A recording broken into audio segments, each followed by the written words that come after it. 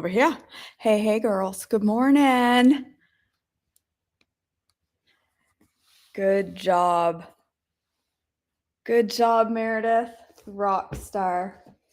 It was beautiful here this morning. It was cool enough to wear my sweatpants and my hoodie, but it was warm enough to not need gloves or anything. And it was absolutely gorgeous. I waited until 7 when the sun was up, and it was just a beautiful walk this morning. And I listened to the potty. Has anybody else? I got lipstick on my teeth. Anybody listen to the potty yet this morning? Hey, Renee. My potty was this morning. My THM potty went live this morning. So that was fun. So I listened to that while I was on my walk.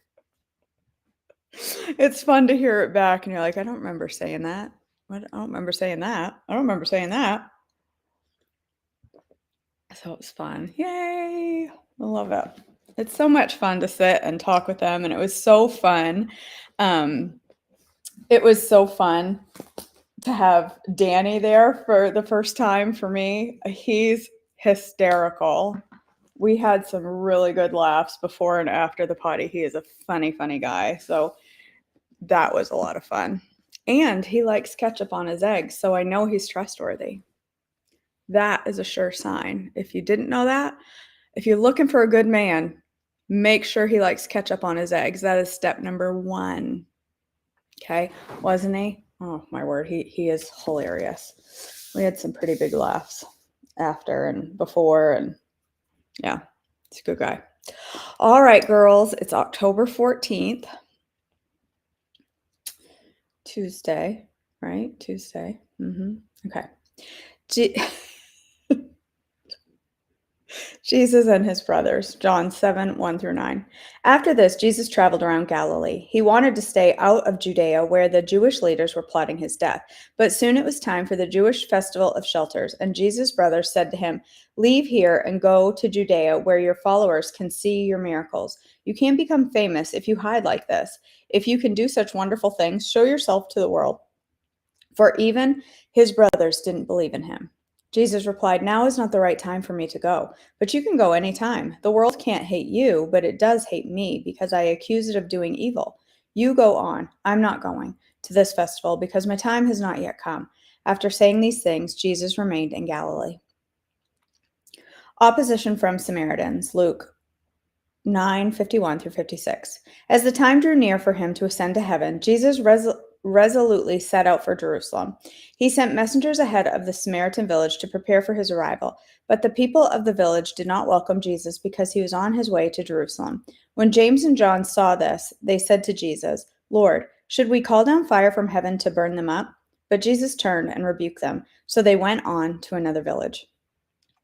The cost of following Jesus, Matthew 8:18-22. When Jesus saw the crowd around him, he instructed his disciples to cross to the other side of the lake. Then one of the teachers of religious law said to him, "Teacher, I will follow you wherever you go." But Jesus replied, "Foxes have dens to live in, and birds have nests, but the Son of Man has no place to even lay his head." And another of his disciples said, "Lord, first let me return home and bury my father." But Jesus told him, "Follow me now. Let the spiritually dead bury their own dead." Luke 9:57-62. As they were walking along, someone said to Jesus, "I will follow you wherever you go." But Jesus replied, "Foxes have dens to live in, and birds have nests, but the Son of Man has no place to even lay his head." He said to another person, "Come, follow me." The man agreed, but he said, "Lord, first let me return home and bury my father." But Jesus told him, "Let the spiritually dead bury their own dead. Your duty is to go and preach about the kingdom of God." Another said, "Yes, Lord, I will follow you, but first let me say goodbye to my family." But Jesus told him, "Anyone who puts a hand to the plow and then looks back is not fit for the kingdom of God." Jesus teaches openly at the temple, John 7:10-24. But after his brothers left for the festival, Jesus also went, though secretly, staying out of the public view. The Jewish leaders tried to find him at the festival and kept asking if anyone had seen him. There were a lot of grumblings about him among the crowds. Some argued he's a good man, but others said he's nothing but a fraud who deceives the people. But no one had the courage to speak favorably about him in public, for they were afraid of getting in trouble with the Jewish leaders. Then, midway through the festival, Jesus went up to the temple and began to teach. The people were surprised when they heard him. "How does he know so much when he hasn't been trained?" they asked. So Jesus told them, "My message is not my own. It comes from God who sent me. Anyone who wants to do the will of God will know whether my teaching is from God or merely on my own. Those who speak for themselves want glory only for themselves, but a person who seeks to honor the one who sent him speaks truth, not lies. Moses gave you the law, but none of you obey it. In fact, you are trying to kill me." The crowd replied, "You are demon possessed. Who is trying to kill you?" Jesus replied, "I did one miracle on the Sabbath, and you are amazed. But you work on the Sabbath too, when you obey Moses' law of circumcision. Actually, this tradition of circumcision began with the patriarchs long before the law of Moses. For if the correct time of circumcising your son falls on the Sabbath, you go ahead and do it, as to not break the law of Moses. So why should you be angry with me for healing a man on the Sabbath? Look beneath the surface so you can judge correctly." Is Jesus the Messiah? John 7:25 through 36. Some of the people who lived in Jerusalem started asking each other, Isn't this the man they are trying to kill? But here he is, speaking in public, and they say nothing to him. Could our leaders possibly believe that he is the Messiah? But how could he be? For we know where this man comes from. When the Messiah comes, he will simply appear. No one will know where he comes from. While Jesus was teaching in the temple, he called out, Yes, you know me, and you know where I come from, but I'm not here on my own. The one who sent me is true, and you don't know him. But I know him because I come from him, and he sent me to you." Then the leaders tried to arrest him, but no one laid a hand on him because his time had not yet come. Many among the crowds at the temple believed him. "After all," they said, "would you expect the Messiah to do more miraculous signs than this man has done?" When the Pharisees heard that the crowds were whispering such things, they and the leading priests sent temple guards to arrest Jesus. But Jesus told them, "I will be with you only a little longer. Then I will return to the one who sent me. You will search for me, but not find me, and you cannot go where I am going." The Jewish leaders were puzzled by his statement. "Where is he planning to go?" they asked. "Is he thinking of leaving the country and going to the Jews in other lands? Maybe he will even teach the Greeks. What does he mean when he says, 'You will search for me but not find me,' and 'you cannot go where I am going'?" Jesus promises living water, John 7:37 through 39. On the last day, the climax of the festival, Jesus stood and shouted to the crowds, "Anyone who is thirsty may come to me. Anyone who believes in me may come and drink. For the scriptures declare rivers of living water will flow from his heart." And when he said living water, he was speaking of the Spirit who would be given to everyone believing in him. But the Spirit had not yet been given because Jesus had not yet entered into his glory. Division and unbelief, John 7:40 through 53. When the crowds heard him say this, some of them declared, "Surely this man is the prophet we've been expecting." Others said, "He is the Messiah." Still others said, "But he can't be. Will the Messiah come from Galilee? For the scriptures clearly state that the Messiah will be born of the royal line of David in Bethlehem, the village where King David was born." So the crowd was divided about him. Some even wanted to arrest him, but no one laid a hand on him.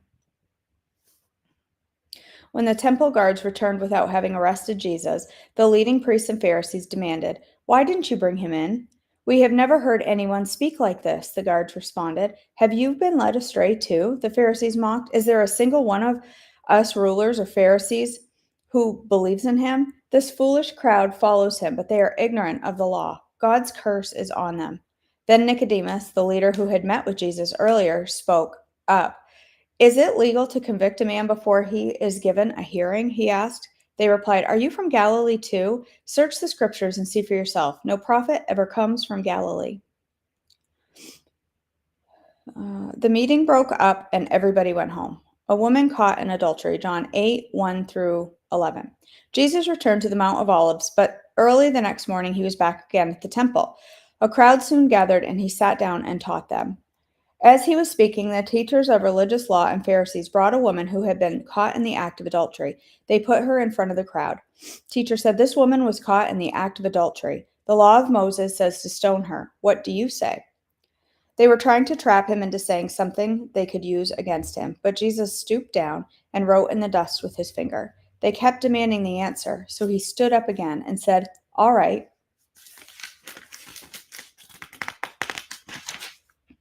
but let the one who has never sinned throw the first stone." Then he stooped down again and wrote in the dust. When the accusers heard this, they slipped away one by one, beginning with the oldest, until only Jesus was left in the middle of the crowd with the woman. Then Jesus stood up again and said to the woman, "Where are your accusers? Didn't even one of them condemn you?" "No, Lord," she said. And Jesus said, "Neither do I. Go and sin no more." Jesus, the light of the world. John 8:12-20. Jesus spoke to the people once more and said, "I am the light of the world. If you follow me, you won't have to walk in darkness, because you will have the light that leads to life." The Pharisees replied, "You're making those claims about yourself. Stop." It doesn't say stop there. I don't know why I just put that in. I can't read. "Such testimony is not valid." Jesus told them, "These claims are valid even though I make them about myself. For I know where I came from and I know where I am going. But you don't know this about me. You judge me by human standards, but I do not judge anyone. And if I did, my judgment would be correct in every respect, because I am not alone. The Father who sent me is with me. Your own law says that if two people agree about something, their witness is accepted as fact. I am one witness, and my Father who sent me is the other." "Where is your Father?" they asked. Jesus answered, "Since you don't know who I am and you don't know who my Father is, since you don't know who I am, you don't know who my Father is. If you knew me, you would also know my Father." Jesus made these statements while he was teaching in the section of the temple known as the treasury, but he was not arrested because his time had not yet come. Do you love it when I read words that aren't there or don't read words that are? I don't know how to explain it, but sometimes it's like my eyeballs jump around on the page to different words and pick up words from other sentences. Like there could be a paragraph down below that has a word, and I will pull that word up into this sentence. It's like playing a jumble word game when I read. Sometimes I don't know how to explain it. I've always done that. I don't know. I don't know what that means. Maybe it's the exceptional brain that I have. I'm going to go ahead and assume that's what it is. It's exceptional braininess. All right.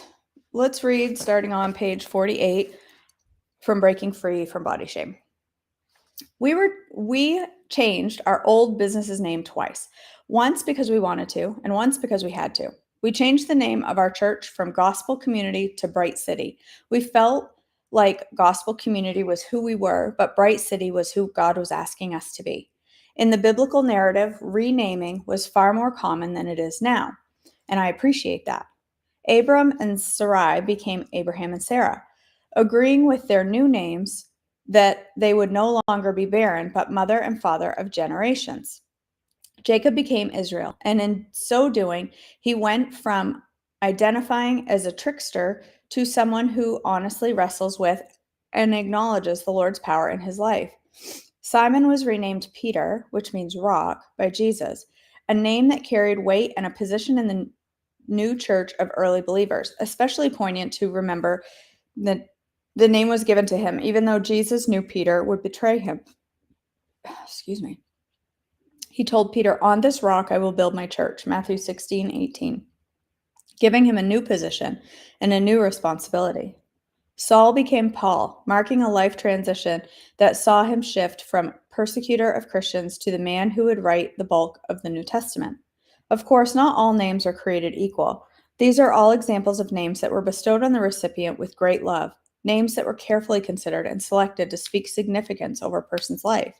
Lesser names are spoken over us all the time with no such intentions: labels, accusations, and even nicknames.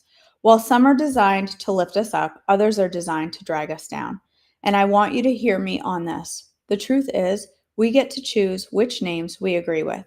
There is a wildly beautiful power in giving a soul the option to agree or disagree with the label, description, projection, or perception of worth a name gives them. I'm not advocating that we all run to Social Security office and give ourselves new legal names, but we've been given the opportunity to pause and ask, do I consent to the meaning of my name? Do I agree with the weight of the nicknames I've had attributed to me or that I've accepted from others? Am I actively participating in naming things, other people, myself in a life-giving way? And of course, we should all ask, what name have we given our bodies? Do you call your body great, weird, awkward? Have you named yourself as strong or weak, unique or basic? In the past, have you ascribed to yourself the label of pale, short, curvy, messy? These are more than just labels or descriptions, especially when we hold on to them and live under them as if they're the truth. We treat these words as if they're no big deal, but we know that names are absolutely important, so let's treat them as such. I know I have a few of those names I've given myself over the years. Quite a few. I'm cold. Let me scroll back here.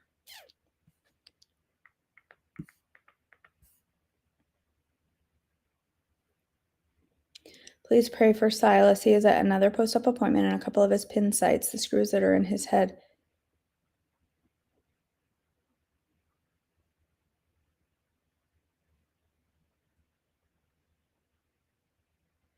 Are they like adjusting them or are they like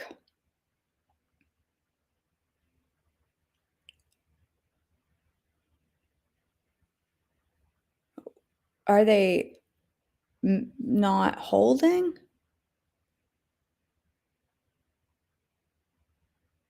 That's crazy to me. A halo is the craziest thing to me. I can't even, I can never, I can't, blah, blah. I can't fathom myself being in a halo, let alone a young, spirited little boy. Like, oh, my goodness. People would sure behave differently if we could call down fire of heaven. Somebody cuts you off on the road, whoosh, fire from heaven. Shelley. Excuse me, did you just say something rude to my child? Whoosh, fire from heaven. Now that's a superpower I'd like to have.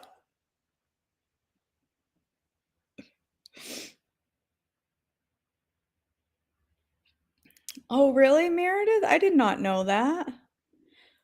Oh, okay. They're looking a little infected. Oh, sweet Silas. I can't imagine having pins in your head. I had a pin in my toe one time.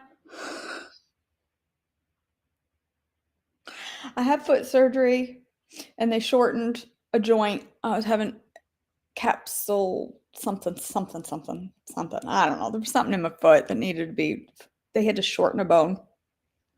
That's when my second toe was much longer than my big toe. And I always called it freak toe. But after surgery, it became Franken toe. They shortened it a little and it's still longer than my big toe, but they had to fuse the joint, which has its own set of irritations to me now because I can't bend my toe. And when you stub a toe that you can't bend, I'm just going to say that is not great fun. Okay, when you stub a toe that doesn't actually bend. Does not feel great. But they had a pin. I had this long pin that went into my toe, and I had to keep it in there for a while. I didn't know, okay, I was going to come out of surgery with a pin in my toe. And I woke up and I was like, what is that long thing with his head, this like ball on the end of it? I said, what is that? And he said, that's going to stay in there for a few weeks, and then we're going to pull it out. Oh, that sounds great. Let's do that. Don't stub it. So I went in for my 2-week post-surgery checkup, and he's took an x-ray of my foot, and he said, I don't like the way you must have hit that pin because your toe is healing a little crooked, and I don't love the way that's healing. So we're going to pull the pin today. And I was like, okay. He said,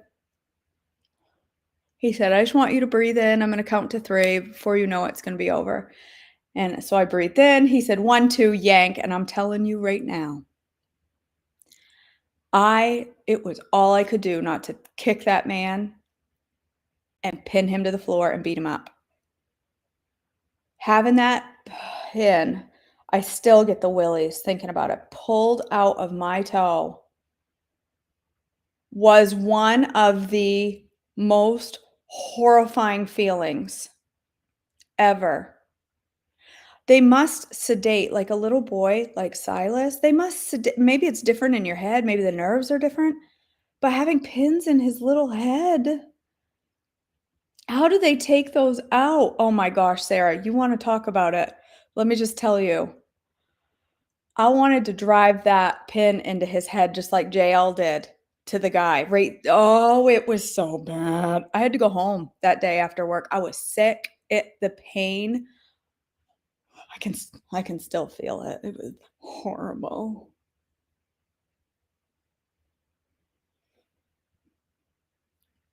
That reading was fitting. I was just getting ready to jump in the shower and saw myself in the mirror and thought, ick. And it's a constant battle. Yes, absolutely, Meredith. I totally agree.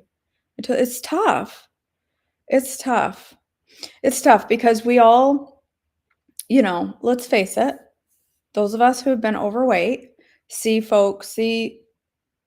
I'm going to talk for myself here for a minute, see 20 something girls wearing their short shorts and their crop top. Not that I want to wear that, but you see their tiny little waist and their smooth body. There's no bumps. Their little smooth body. Half of the viewers just left because of that description of my toe. Half of the people that were watching just disconnected. Just like that. Half the people left. Anyway, you see the smooth, and you think, I'm going to lose weight. And in your head, your expectation is, I'm going to be smooth. Tell me I'm not the only one that feels that way. And then when you lose weight, that expectation is not met, especially if you've been heavy a long time like I have been. Things are droopy. My rolls are floppy and saggy and crinkly and crepey. They're not what you anticipate when you lose weight. You don't anticipate the leftover skin flaps and the saggy inner thigh that hangs down. You don't anticipate the floppy arm because in your head you think losing weight, I'm now going to look like, and that's not the reality. And that's okay because these things all came from hard work, babies, hard work and aging, and that's all okay. But getting your mind wrapped around that is a tough, tough thing.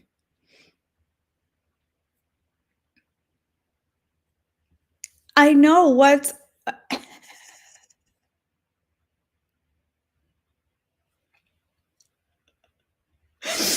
everybody's like, I'm out of here. She's talking about floppy rolls and pins in toes and driving pins into men's heads. So I'm out.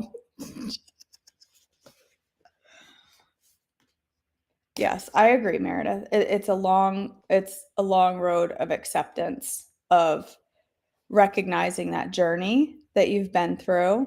And yeah, I know it's a hard thing to accept.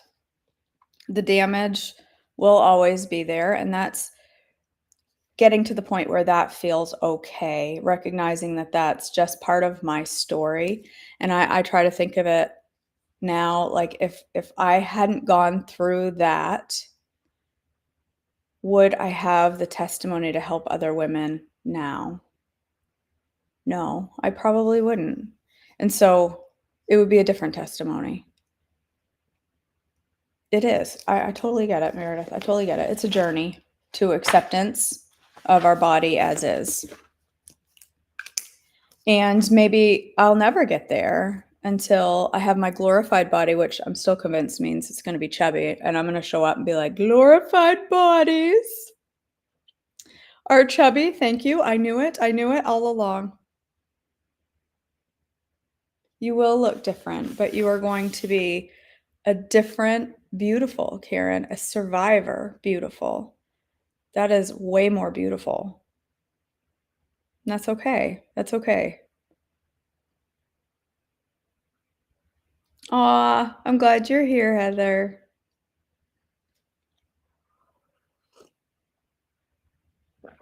For sure, Faith, it is hard mental work. All right, sisters, let's go ahead and end in prayer this morning. God our Father, we thank you for meeting us here today. Thank you for your word and that we can dive in. Thank you for this devotional and how it reminds us of what you want for us, the names that we give our bodies. And God, I know that is a struggle for each and every one of us. I don't know a woman alive that doesn't struggle with body image at some season in her life or all seasons in her life, God, but you have called us fearfully and wonderfully made. You've called us good. Our bodies are a reflection of the journey we've been through. And maybe the picture of what we have envisioned for ourselves does not match reality, but that's okay. Help us to recognize that no matter what sags and droops and doesn't look like we expect, it doesn't matter. It's all beautiful. And when you look at us with love and you see beauty. And the world's definition of beauty is not a standard we need to live up to. Your definition of beauty is, and that's what you've called us. You've called us good. You've called our bodies good. And I thank you for that. And I thank you for each and every woman here that reminds me of that daily and encourages me in my journey. And I just thank you for the opportunity to be together with these women and discuss things like this. God, we lift up little Silas to you today. We pray that there is no infection in his pins. We ask for quick healing. If that is the case, we ask for protection over his little body and healing as he finishes up wearing this halo. We just ask for strength for his family as they walk through this. We also pray for our friend Dana post-surgery today, that you would bring her healing today, comfort today, just a pain-free day as she begins this healing journey of her knee. We also pray for our friends Kate and Karen as they walk through cancer journeys. And God, we just lift them up to you and strengthen both of them as they either prepare to go through surgery or recover from surgery. God, we just ask for your healing and your strength and your hope for both of them. God, help us today to speak life over one another and over ourselves. God, to recognize that we are creations of a mighty, mighty creator and artist that only makes beautiful things. In your precious name, amen. All right, girls. Good thing there won't be any sin. Otherwise, we'd all be cursing our glorified chubby body out for having followed this trim train on earth. What do you mean Pop-Tarts were holy? We're all going to get to heaven, find out Pop-Tarts are on the buffet table and be like, darn it, I knew it. I knew broccoli and kale were not the answer. I knew all along it was cinnamon brown sugar Pop-Tarts. I knew it. It's possible. There's potential here. We just don't know, and we won't know until we know. Yep. Marriage supper of the Lamb be full of Pop-Tarts and Hot Pockets.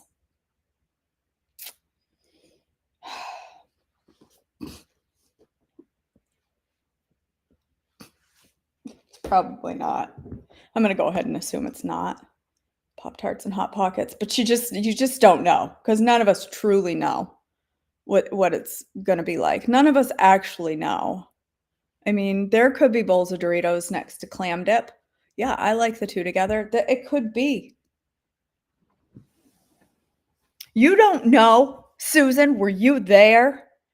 Were you there when manna fell from the sky? How do you know it wasn't a chocolate fudge Pop-Tart? You don't. You don't know at all. Must have been a thing. People must have fallen, must have been a disconnect from. Yeah, you're right, Meredith. We're keeping open minds. French fries and nuggies may be the holiest thing on earth someday. You have no idea. Diet Coke. Crispy.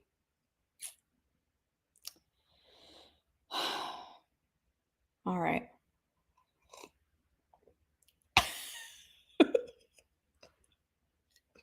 Renee, if only they'd had ketchup for that manna, I bet there would have been less complaining. If somebody had just had a bottle of Heinz, there probably would have been less complaining about the manna. Just saying. Just saying.